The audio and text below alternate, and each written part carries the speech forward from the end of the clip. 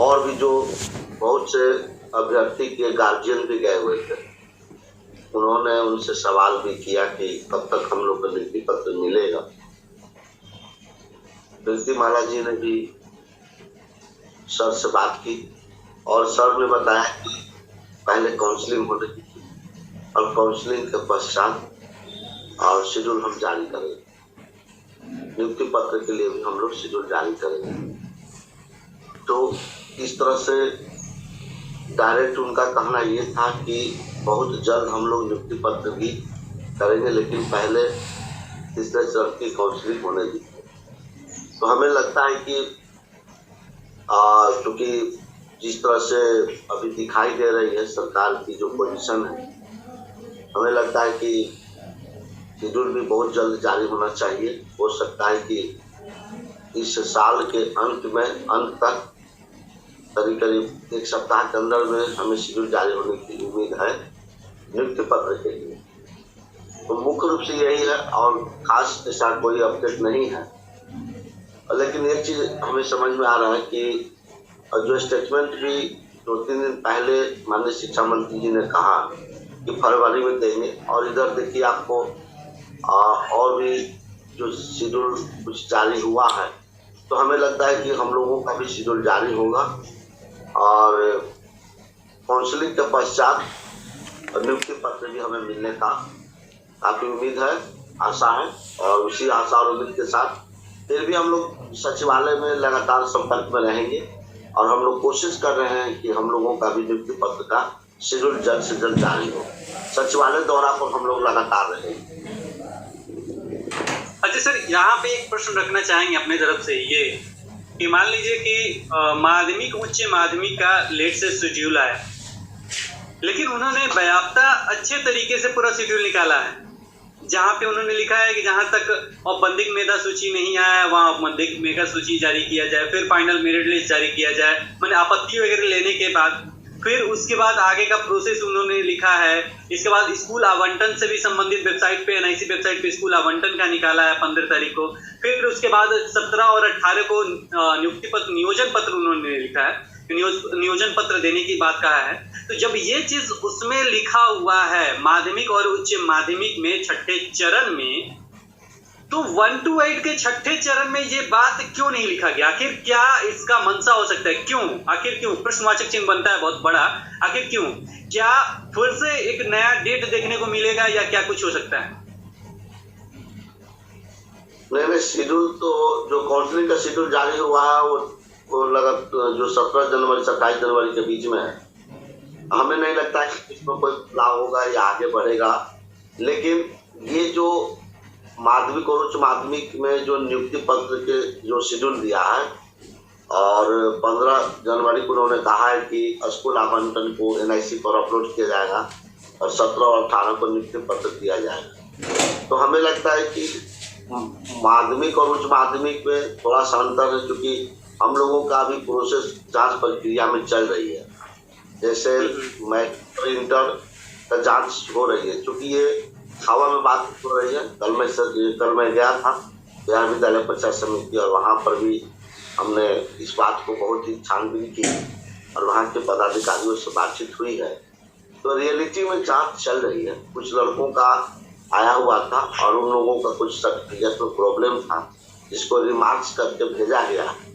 तो वही हमारे पास कॉल किया था, तो मैं जाकर तो वहाँ पता लगाने गया था कि रियल में क्या हो रही है। रियल में जांच चल रही है। हमें लगता है कि सरकार ये जो डेट लगातार बढ़ा रही है, हमको लग रहा है कि उसमें उसी अवधि में ये अपना काम भी करा रही है, अंदर से काम हो रहा है। और हमें लगता है कि बार बार जो डेट बढ़ाया जा रहा है, इसका एक बहुत बड़ा कारण ये भी हो सकता है कि तब तक हम लोगों को जांच भी कंप्लीट करा दें। हो सकता है कि जो दूसरे राज्य वाले हों उनका तो दिक्कत होगा, लेकिन बिहार वाले का जो है ऑनलाइन और ऑफलाइन दोनों तरह की प्रक्रिया चल रही है। तो हमें लगता है कि ये भी एक बहुत बड़ा कारण हो सकता है। दूसरी चीज है कि ये काउंसलिंग तीसरे चरण की काउंसलिंग अभी नहीं हो पाई है, तो हमें लगता है कि शेड्यूल हम लोगों का भी बहुत जल्द जारी होना चाहिए। हम लोग लगातार इसके लिए मांग करेंगे सचिवालय में और अपर मुख्य सचिव से भी मांग करेंगे, माननीय शिक्षा मंत्री जी से और प्राइमरी डायरेक्टर से भी हम मांग करेंगे कि सर हम लोगों का भी शेड्यूल जारी कर दिया जाए, और हमें पूरा विश्वास है कि हम लोगों का भी शेड्यूल जल्द से जल्द जारी हो जाए। तो कुछ कारण ये हो सकता है, लेकिन अब सरकार की अंदर की क्या है नहीं है, हर चीज को स्पष्ट रूप से नहीं बताया जाता है। दूसरी चीज है कि ये जो बहाली हम लोगों का है, प्राइमरी बहाली, इसमें बहुत तरह की बाधाएं हैं। देखिए अभी बहुत तरह का केस चल रहा है। अभी एमसीटी गजब केस है, सीटेट एक्ट केस है, फिर सुने कि रोस्टर पर भी शायद केस हुआ है, तो ब्लाइंड वाला ने भी केस किया है। पहले से भी केस बहुत तरह के चल रहे हैं, और जांच प्रक्रिया भी इसमें कहीं ना कहीं बाधित हो रही है। तो हो सकता है कि ये 1 सप्ताह में शेड्यूल जारी होना चाहिए, और हम लोग प्रेशर बनाएंगे और हम लोग कोशिश करेंगे कि जल्द से जल्द शेड्यूल जारी हो। अगर मान लेते हैं कि माध्यमिक और उच्च माध्यमिक का जब जारी हो सकता है तो हम लोगों का क्यों नहीं होगा। हम लोग इस बात को जा करके बात करेंगे और दबाव बनाएंगे, दबाव बना करके कोशिश करेंगे जल्द से जल्द शेड्यूल जारी होना चाहिए। हमें उम्मीद है कि बहुत जल्द जारी हो जाएगा, ऐसी कोई दिक्कत नहीं है, क्योंकि सरकार कुछ पॉजिटिव मोड में दिखाई दे रही है, ऐसी बात नहीं है।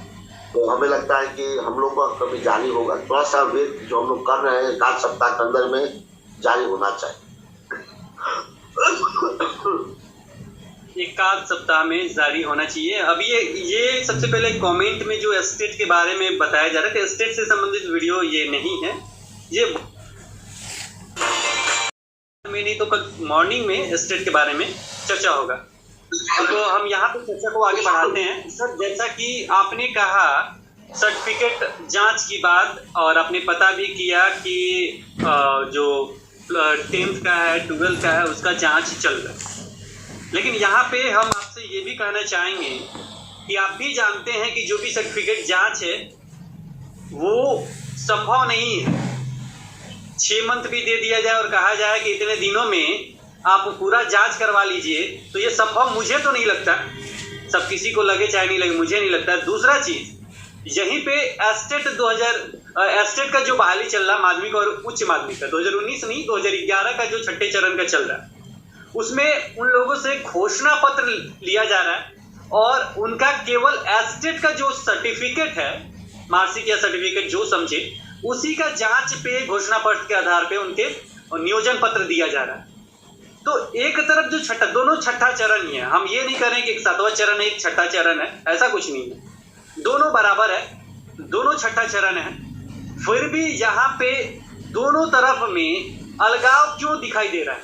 एक तरफ तो कहा जा रहा है कि स्टेट का जो भी सर्टिफिकेट है 2011 का, उसका जांच करके घोषणा पत्र लेके और नियोजन पत्र दे दिया जाए। दूसरे का कहा जा रहा है कि ठीक है पूरा डॉक्यूमेंट जांच होगा, ठोक बजा के हम नियुक्ति पत्र वगैरह देंगे, ये करेंगे वो करेंगे, जो भी बातें हों। अभी तो ये चर्चा नहीं चल रहा है, लेकिन अगर ऐसा चर्चा नहीं होता तो वो जिस तरीके से 1 to 8 माध्यमिक और उच्च माध्यमिक का जिस तरीके से आया है, उसी तरीके से इसका भी आ गया होता।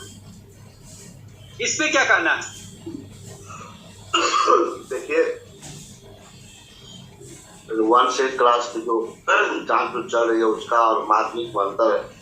माध्यमिक और उच्च माध्यमिक में आप जानते हैं कि हायर एजुकेशन जो BA या PG लेवल से उसका होता है, लेकिन अगर उसमें सरकार कह रही है कि हम केवल स्टेट के